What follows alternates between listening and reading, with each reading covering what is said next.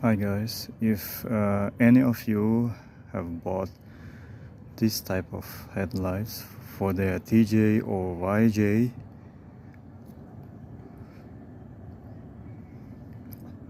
I'm gonna show you how to wire them.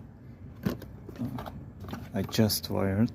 So this is how they look. This is a running light. Just have a look in your factory wires. You have got here white, black with yellow, purple with black, and red with black. So see, red with black goes to black. It's like a brown with white goes to black.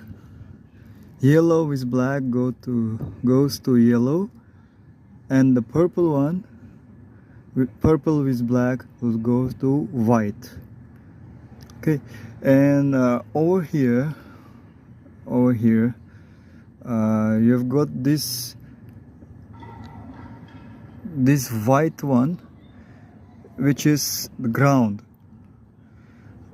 In your Jeep, if you have got 4,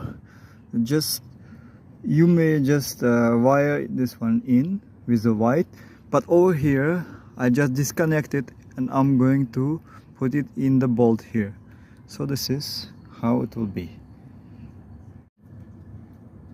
This is how turn light works. Backup light